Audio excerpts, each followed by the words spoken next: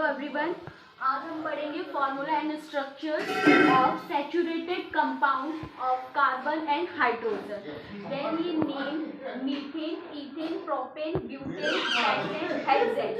Formula दिया हुआ है उसका CH4, C2H6, C3H10, C4H10, C5H12, C6H14। Then हमको उसका स्ट्रक्चर बनाना हो। सबसे फर्स्टली ये हमको नॉर्मली हम मीट, प्रोप, ब्यूट और पैन और हेक्स का यूज करके ANE ये सफिक्स ये लास्ट में हम ज्वाइन करते हैं। हम ANE का यूज, ENE का यूज, YNE का। जब हम यहाँ पर ANE का यूज रहेगा सिंगल बॉन्ड के लिए, सिंगल बॉन्ड के लिए हम यूज करेंगे, और ENE का यूज हम डबल बॉन्ड के लिए यूज करेंगे। YNE का यूज हम ट्रिपल बॉन्ड के लिए यूज करेंगे। देन ये आया, आपको सबको क्लियर हुआ। अब हम उसके बाद यहाँ पर अगर हमको सबके लास्ट में सफिक्स में ANE लिखा हुआ है तो हम यहाँ पर इसको सिंगल बॉन्ड का यूज कर, अगर हम इसका स्ट्रक्चर फॉर्मूला लिखेंगे तो कुछ इस प्रकार लिखेंगे। मीथेन का कार्बन 1 है, हाइड्रोजन कितने ज्वाइंट है 4, तो 1 2 देन 3 और एक ये 4।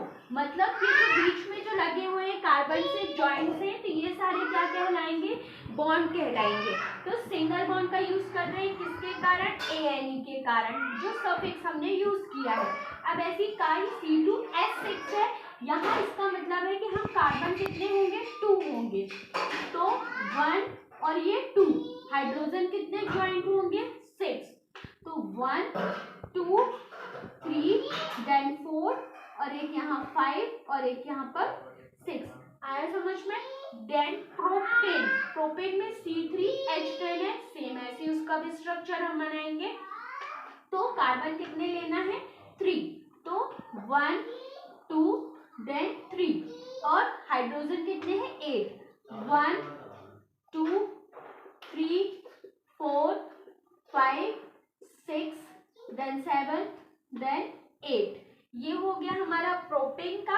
अब ब्यूटेन का है, तो ब्यूटेन का कैसे लिखेंगे, 4 कार्बन है, 1 2 3 देन 4, हाइड्रोजन ज्वाइन करना है 10, तो 1 2 3 4 5 6 7 8 9 देन 10। अब हमारा बच्चा है पेंटेन। पेंटेन मतलब 5, इसके नेम से डिनोट होता है C5। कार्बन कितने हैं 5, तो 1 2 3 4 और लास्ट में 5। हाइड्रोजन 12, तो 1 2 3 4 5 6 7 8 9 10 11 और ये 12। अब लास्ट में हेक्सेन। हेक्सेन का हम यहाँ पर क्या करेंगे, 1 2 3 4 फिर 5 देन 6, ऐसी 14 ज्वाइन कर देंगे। 1 2 3 4 5 6 7 8 9 10 11 12 13 और देन 14। हमको ये सारे स्ट्रक्चर फॉर्मूले बनाते बनना चाहिए।